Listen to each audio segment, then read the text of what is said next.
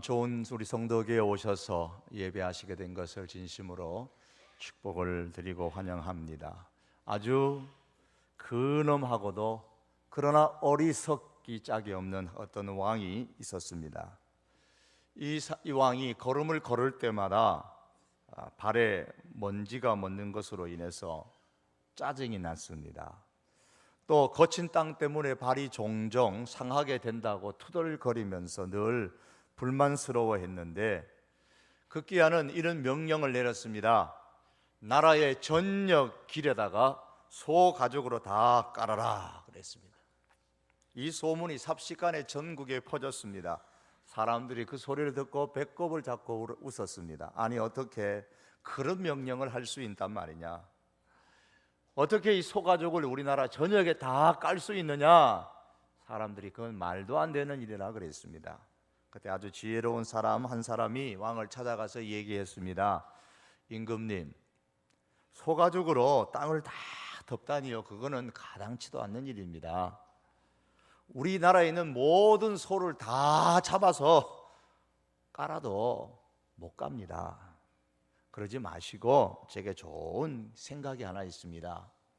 임금님의 두 발을 보호해 줄 수 있는 정도의 새가죽을 있으면 그 가지고 이 임금님의 발을 딱 이렇게 감싸면 길을 걸어가도 먼지도 발에 안 묻고 상처도 안 날 것입니다. 어떻습니까? 그러니까 왕이 그 얘기를 듣고, 야, 그거 참 좋은 생각이다.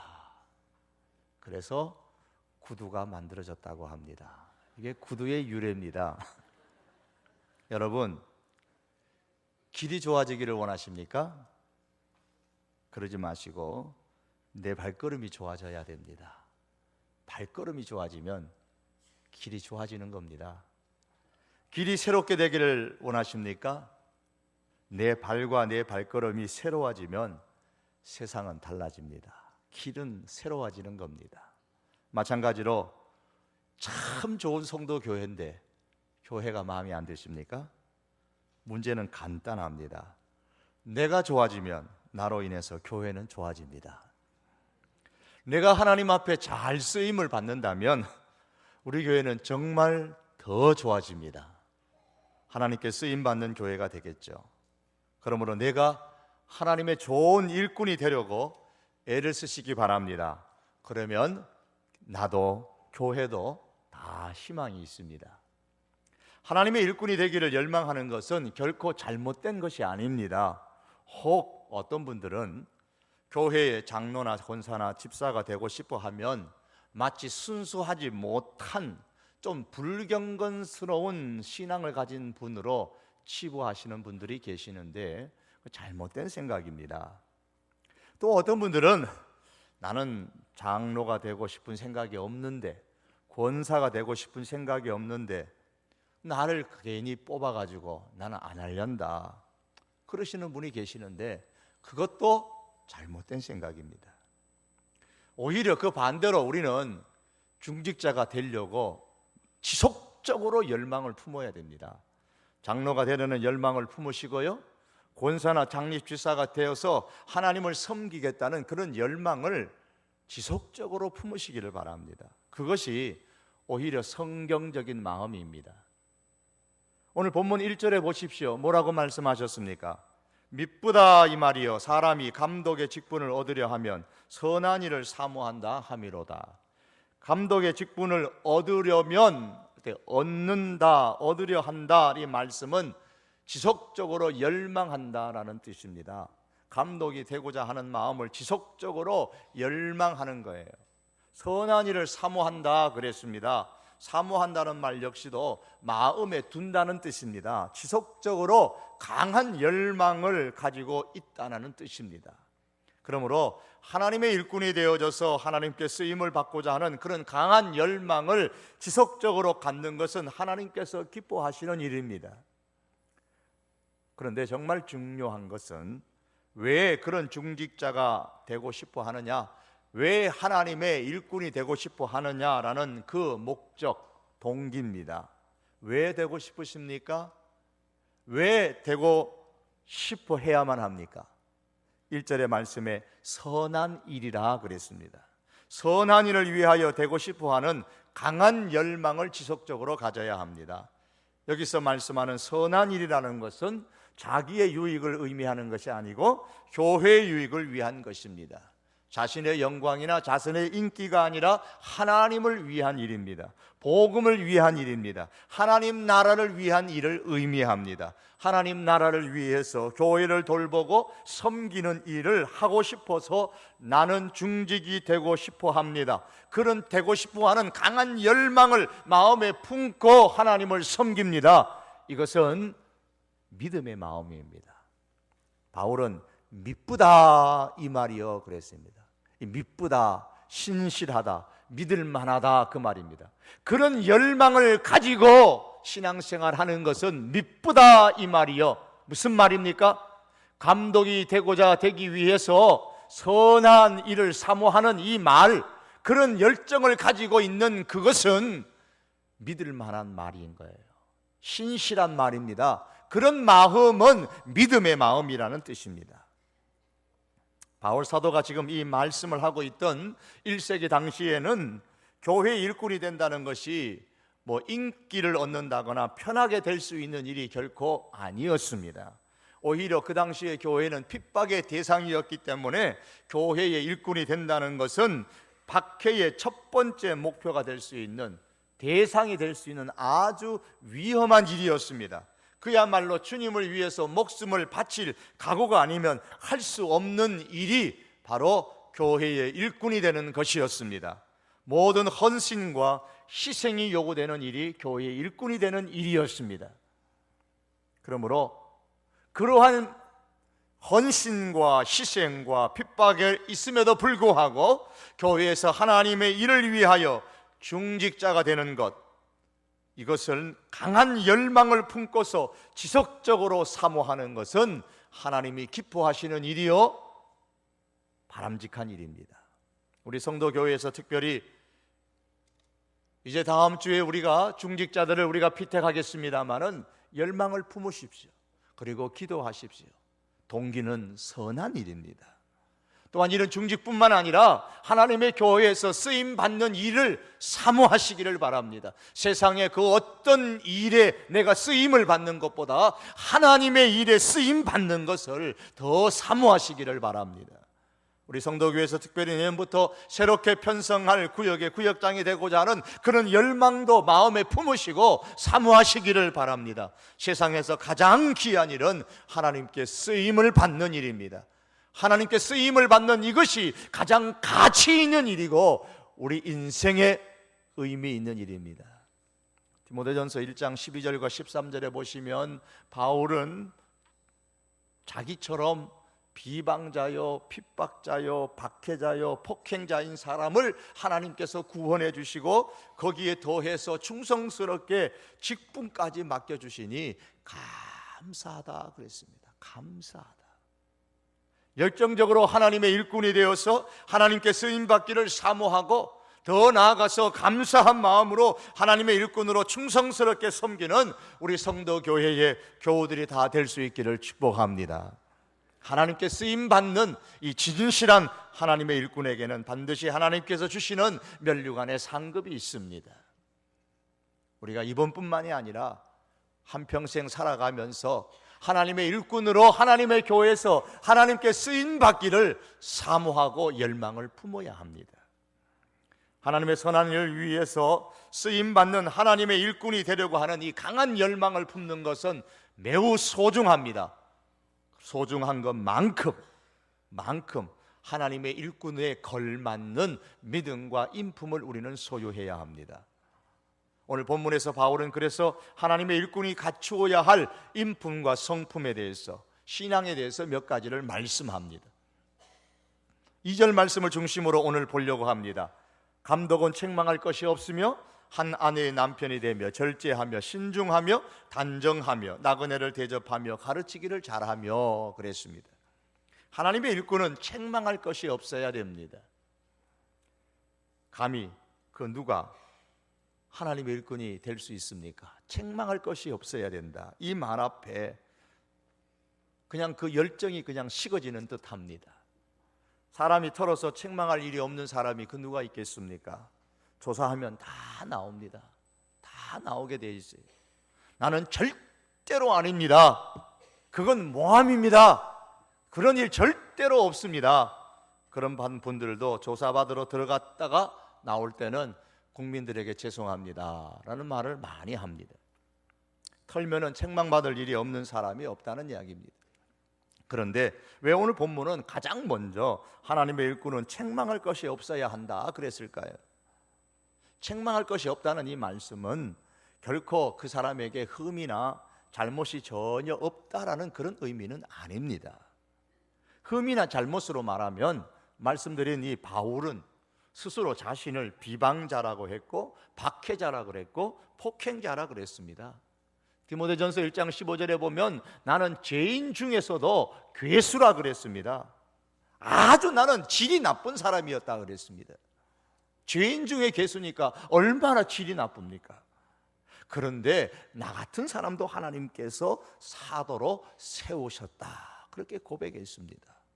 그러므로 책망할 것이 없다는 이 말씀은 흠이나 잘못이 전혀 없다는 말씀이 아니라 내가 예수님을 믿고 나서 하나님의 일꾼이 되는 데 있어서 다른 사람들로부터 공격의 대상이 되지 않도록 자신을 늘 살필 줄 아는 사람이 되어야 된다는 겁니다. 하나님의 일꾼은 하나님께서 주신 가정생활에서 충실해야 됩니다. 가정을 잘 살필 줄 알아야 됩니다. 2절에 보시면 한 아내의 남편이 되어야 한다는 말씀은 한 아내의 남편이어야 한다 이 말씀 일부 다체제를 금하는 것뿐만 아니라 순결한 결혼 생활을 통해서 충성스러운 남편이 되어야 된다. 가정에 충실한 사람이 되어야 된다는 말입니다. 가정 생활에 문제가 없는 깨끗한 사람이 되어야 된다는 겁니다. 흔히 우리 한국에서 이따금 일어나는 어디 첩을 감추어 두고 사는 그런 일은 없어야 된다는 겁니다. 또 다른 애인을 두고서 남편이 있고 아내가 있는데 또 다른 애인을 두고서 사는 그런 일들은 문란한 가정생활은 없어야 한다는 말씀입니다. 그런데 교회에서의 하나님의 일꾼에 대해 말씀하면서 왜 가정생활을 들먹입니까? 가정을 혼란스럽게 만드는 사람은 틀림없이 교회를 혼란스럽게 만들 사람이기 때문입니다. 3절과 4절의 말씀에 보시면 교회의 일꾼은 그래서 자기 가정을 잘 다스릴 줄 알아야 된다고 했습니다.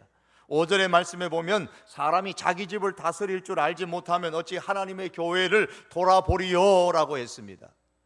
가정을 잘 다스린 사람에게는 교회를 맡길 수 없다는 겁니다. 그러면 교회가 제대로 안 된다는 거예요. 가정을 행복하게 이끌어가지 못하는 사람은 교회를 행복하게 만들 수가 없습니다. 그러므로 하나님의 좋은 일꾼일수록 가정생활에 충실한 분이어야 합니다. 이번에 장로님이나 권사님이나 혹은 장립지사님으로 빗대시신 분들에게 제가 확인서를 한 장씩 드릴 겁니다. 그게 무슨 종이냐 하면 가정에 가셔서 아내나 혹은 남편에게 내 남편이 혹은 내 아내가 장로의 직분을 맡아도 되는지 권사의 직분, 집사의 직분을 맡아도 되는지 확인 도장을 받아오라는 그 확인서입니다. 짱믿음인 가정도 마찬가지예요. 아무리 권사님으로 근본에 공동회에서 피택이 되셨더라도 믿지 않는 남편이 내 아내는 교회 권사 될 만한 자격이 없는데요, 그러면 안 되는 거예요. 가정에서 인정을 받으셔야 돼요. 교회에서 인정을 받아서 일꾼이 되는 사람은 교회 이전에 가정에서 인정을 받아야 됩니다. 가정생활에 충실하셔야 됩니다.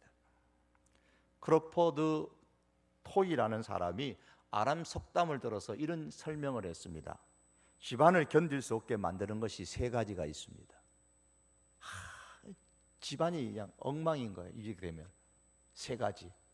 한 단어 썼습니다. 탁, 낙, 박 이렇게 썼습니다. 탁이 뭐냐? 비가 새는 겁니다. 집안에 비가 새면 엉망이잖아요. 낙, 바가지를 긁는 겁니다.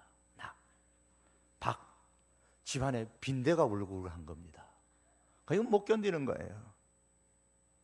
남편이 아내가 교회를 한다고 집안에서 바가지를 긁으면 그 막을 길이 없어요. 그 교회를 못 합니다. 그런 분들이 교회를 열심히 하면 집안 다 깨집니다. 직분을 충실하게 감당할 수가 없죠. 그래서 남편이나 아내에게 도장을 받아 오시라는 것은 내 남편이 장로님으로 혹은 장립지사님으로 교회 일을 해도, 또 내 아내가 권사님으로 교회 일을 해도 나는 방해하거나 반대하지 않겠다는 확인서를 받아오는 겁니다. 그러므로 교회 일꾼으로 피택되신 분들이나 현재 일꾼이 되신 분들은 남편 때문에, 아내 때문에 교회 일, 하나님의 일을 못 하시겠다, 그런 말씀을 지금까지 저는 못 들어봤습니다만 앞으로도 없으시기를 바랍니다. 자기 배우자에게, 자녀에게 인정받는 사람이 먼저 되어야 하나님의 일꾼으로 쓰임받기에 적절한 사람입니다. 우리 성도교회 모든 일꾼들은 다 가정에 가면 가정생활에 충실한 그런 하나님의 사람들이 될 수 있기를 축복합니다. 하나님의 일꾼은 절제할 줄 아는 사람이어야 합니다. 절제라는 말은 깬다라는 뜻인데요, 술에서 깨어서 머리가 맑다라는 본래의 의미가 그 뜻입니다. 즉 하나님의 일꾼이 되면 늘 영적으로 깨어있는 맑은 상태여야 됩니다. 세상 것에 취해서 영적으로 흐리멍텅하게 사는 사람은 하나님의 일꾼이 못 되는 겁니다. 절제가 안 되는 사람입니다. 영적으로 흐리멍텅하다, 이 말은 이것도 아니고 저것도 아닌 상태입니다. 절제가 안 되어서 그렇습니다. 이런 상태를 주로 혼합주의라 그렇게 얘기합니다. 이스라엘 백성이 애굽 생활, 광야 생활을 지나는 중에 하나님의 축복을 받아서 가나안 땅에서 좋은 집을 짓고 아름다운 포도원을 경영하면서 양과 소를 키우고 그렇게 행복하게 살았습니다. 그런데 시간이 지날수록 절제가 안 되는 거예요. 이 정도의 행복 갖고, 이 정도의 물질을 갖고는 만족이 안 되는 겁니다. 그래서 절제하지 못하고 가나안에 살면서 가나안의 문화를 받아들이고, 가나안의 사람, 가나안의 사람을 자기 식구로 받아들이고, 가나안의 그 바알을 섬기는 우상을 절제하지 못하고 자기들의 신앙으로 받아들입니다. 그래서 타협하고 혼합해 살아가서 결국은 이 가나안에서 이스라엘 백성들이 세속주의와 혼합주의에 빠지게 됩니다. 그 결과로 하나님의 사람으로서의 그 선명한 특징을 잃어버렸습니다. 흐리멍텅하게 됐습니다. 그 결과로 영적으로 불행을 가져온 거예요. 그들의 삶에 불행이 왔습니다. 불행하게도 세상 것에 취해서 세속주의와 혼합주의에 빠져있는 사람이 인간적인 방법에 의해서 하나님의 교회의 일꾼으로 피택된다면 그 하나님의 교회는 교회로서의 선명한 특징을 상실하게 될 가능성이 매우 큽니다.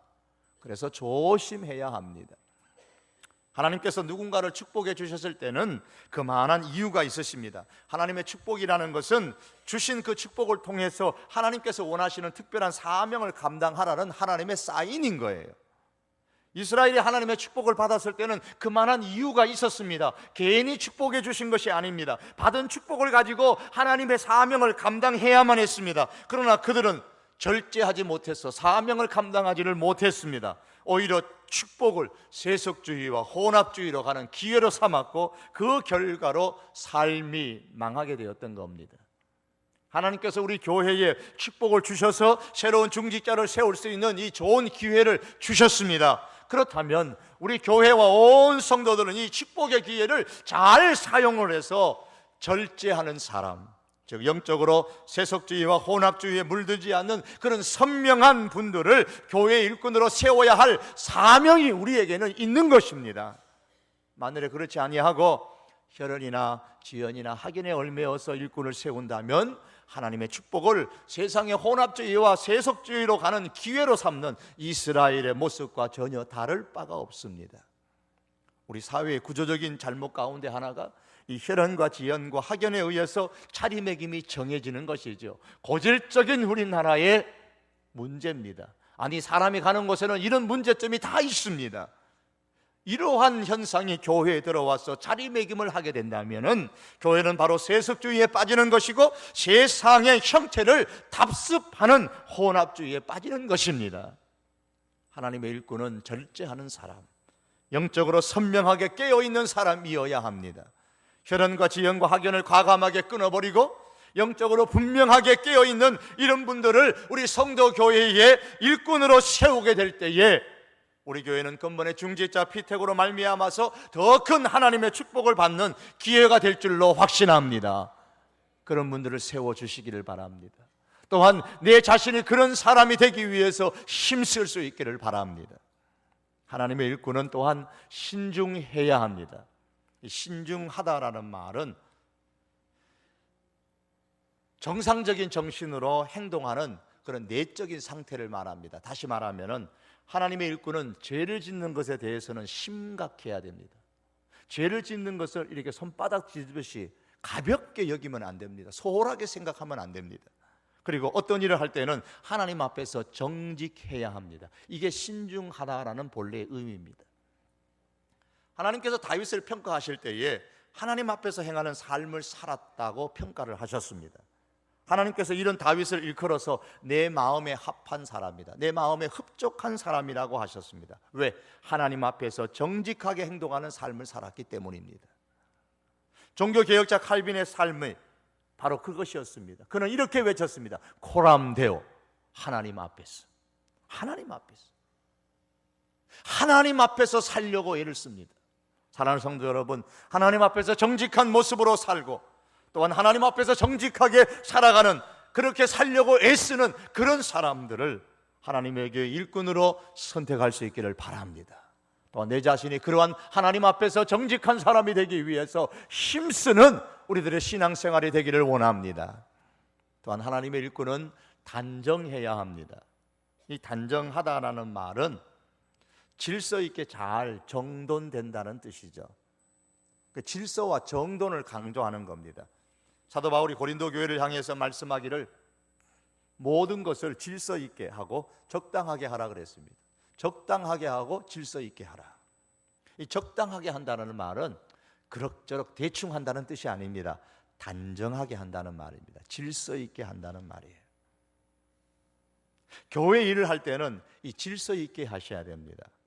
그러려면 단정한 사람이 일꾼이 되어야 됩니다. 하나님께서 천지를 창조하셨을 때에 천지는 질서가 있었습니다. 혼돈된 세상을 하나님께서 질서 있게 만드셨습니다. 이 땅에 질서를 세우신 분이 하나님이십니다. 하나님께서 일하시는 특징은 이 질서입니다. 반면에 사단이 일하는 특징은 무질서와 혼돈입니다.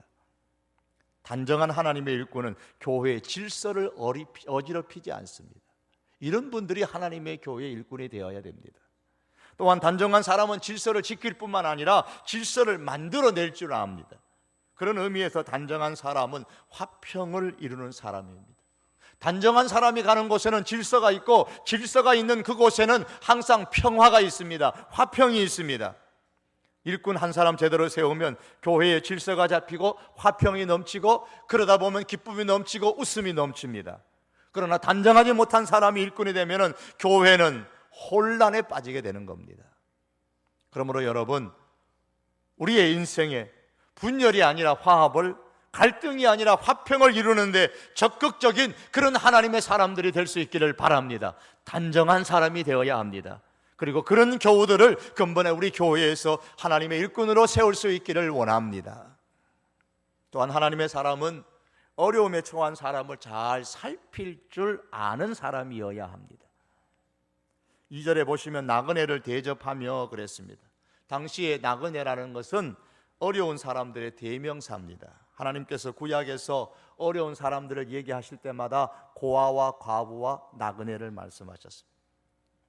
어려운 사람 대명사예요.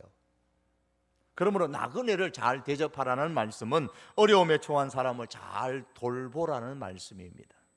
그렇게 하려면 하나님의 일꾼은 사람을 사랑해야 되고 사람을 만나는 것을 즐거워하는 사람일수록 좋습니다. 어떤 사람이 막 떠나가려고 하는 기차에 올라탔습니다. 그 순간에 그의 신발 한 짝이 그만 벗겨져 가지고 땅에 떨어졌어요. 기차의 플랫폼에 떨어졌습니다. 기차는 벌써 출발을 하고 신발 한 짝은 땅에 떨어지고, 그때 이 사람이 신고 있던 나머지 한 짝을 얼른 벗어서 땅에 던져버렸습니다. 아주 짧은 순간이 일어난 일이었어요. 그 광경을 보고 있던 사람이 이상하다, 왜 저 신발을 벗어 던지나 물었습니다. 이렇게 얘기했습니다. 어떤 사람이, 가난한 사람이 그 기차 플랫폼에 떨어진 내 신발 한 짝을 주웠다고 한번 생각을 해보십시오. 물론 한 짝을 잃어버린 나도 이 신고 있는 한 짝은 아무 쓸모가 없고, 그 플랫폼에서 그 신발 한 짝을 주운 사람도 한 짝이기 때문에 아무 소용이 없잖아요. 그러면 짝을 잃어버린 이 신발은 둘 다 쓰레기통에 들어갈 거잖아요.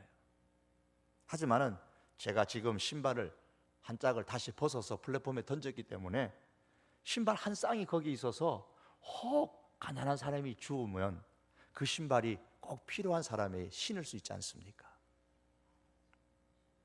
아주 유용하게 쓰임 받는다는 것이죠. 이것은 바로 사람을 사랑하는 마음입니다. 그 순간에 번뜩 그 생각을 하면서 자기 남아있는 나머지 한 짝의 신발을 벗어서 플랫폼에 던질 정도면 그 사람은 평소에 사람을 사랑하는 사람이었기 때문입니다. 긍휼의 마음을 품고 있는 사람이었기 때문입니다. 어려운 사람을 배려할 줄 아는 그런 사랑의 마음을 품는 사람이기 때문에 그런 행동을 그 순간에 할 수 있었던 겁니다. 이런 사람이 하나님의 일꾼이 되어야 됩니다. 이런 사람이 사실은 우리 그리스도인이 되어야 됩니다. 사도 바울은 로마의 성도들을 향해서 말했습니다. 성도들의 쓸 것을 공급하며 손 대접하기를 힘쓰라 그랬어요. 나그네 대접하는 거 힘써야 됩니다. 사람을 사랑하고 나그네 대접하는 거 힘쓴다고 생각해 보십시오. 이런 분이 교회의 중직자가 되었다고 한번 생각을 해 보십시오. 교회는 주님의 위로가 가득 찰 것입니다. 주님의 긍휼이 가득 차게 될 것이고 주님의 사랑이 넘치게 될 것입니다. 더 나아가서 좋은 소문들이 널리 퍼져나가게 될 것이고 그로 통해서 하나님께서는 많은 영광을 받으실 것입니다. 그러므로 하나님의 좋은 일꾼을 세우는 것은 교회에 주신 하나님의 큰 축복입니다. 이번에 이와 같이 사람을 사랑하고 연약한 사람을 잘 배려하고 품을 줄 아는 그런 넉넉한 마음을 가진 우리 성도가 중직자로 세워져서 하나님의 더 큰 축복을 받는 우리 성도교회가 될 수 있기를 바랍니다. 혹 우리가 중직이 되지 못한다 할지라도 하나님을 믿는 그리스도인으로서 사람을 사랑하고 배려할 줄 아는 그런 넉넉한 마음을 우리 마음에 품고 살아갈 수 있습니다. 또한 하나님의 일꾼은 마지막으로 가르치기를 잘 해야 합니다. 가르치기를 잘해야 한다는 말씀에는 배우기를 잘해야 한다는 의미가 함께 담겨져 있습니다. 그래서 가르치기를 잘하는 사람일수록 겸손한 사람입니다. 나는 이만하면 더 이상 배울 것이 없다고 생각하는 사람일수록 겸손하지 못합니다. 교회 일꾼은 훈련받는 것을 기꺼이 감당할 줄 알아야 합니다. 그래야 잘 가르치는 사람이 될 수 있기 때문입니다. 근본에 피택 되시는 분들도 거의 약 한 1년 동안 함께 훈련을 받을 겁니다. 훈련을 받는 사람이 훈련을 시킬 줄 알고 가르침을 받는 사람이 가르칠 줄 압니다. 제가 들어보니까 의사들도 한번 의사 자격증을 취득했다고 해서 다 병원을 개업하는 건 아니라고 하더라고요. 병원을 개업하게 되면은 그 다음에 계속 연수를 받아야 됩니다. 그 연수를 못 받으면 그 병원을 개업된 그 병원을 열 수가 없답니다. 계속 시간마다 일정한 연수를 받아야 된다고 합니다. 또 선생님들도 방학이 되면은 계속 연수를 해서 자기 실력을 쌓아야 됩니다. 그렇게 제도가 되어져 있습니다. 하물며 하나님께 쓰임을 받는데 이만큼 훈련받았고 이만큼 신앙을 가져서 내가 하나님의 일꾼으로 이렇게 택함을 받았다면 되었지, 이만하면 되었다라는 마음을 갖게 된다면 그것은 크게 잘못 생각하는 것입니다. 평생토록 하나님의 귀한 일꾼이 되어서 쓰임을 받음에도 불구하고 평생토록 그렇게 훈련받고 가르침을 받는 일에 힘쓸 줄 알아야 됩니다. 그래서 잘 가르치는 사람으로 거듭나야만 합니다. 말씀을 맺기를 원합니다. 사랑하는 성도 여러분, 하나님의 선한 일을 강력하게 지속적으로 사모하는 우리 성도교회 모든 교우들이 될 수 있기를 바랍니다. 동시에 사모하는 마음을 가지십시오. 나는 하나님께 쓰임받는 사람이 되고 싶다. 어떤 일이든 어떤 분야에서든 어떤 직분의 일이든 나는 하나님의 교회에서 쓰임받는 사람이 되고 싶다. 그리고 사모하는 것만큼 하나님의 일꾼으로 쓰임받기에 합당한 인격과 신앙을 갖추는 데에 힘을 쓰는 우리들이 되기를 원합니다. 근본의 중직자 비택을 통하여서 우리 교회가 더 큰 하나님의 축복을 받는 그런 기회가 될 수 있기를 주님의 이름으로 축복합니다. 기도하시겠습니다. 하나님 아버지, 감사합니다. 저희 교회에 중직자를 세울 수 있는 기회를 주셨사오니 참 감사를 드립니다. 아버지 하나님, 근본에 세워지는 이 중직자를 통하여서 정말 하나님의 우리 교회가 더욱더 복을 누리게 하시고 하나님께서 원하시는 신실한 분들을 세워 주옵소서. 혹 하나님 아버지, 우리가 중직이 되지 못한다 할지라도 그러나 주님, 우리가 어떤 모양으로든 하나님 앞에 쓰임 받기를 열망하고 사모하는 저희들 되게 하여 주시옵소서. 예수님의 이름으로 기도하옵나이다. 아멘.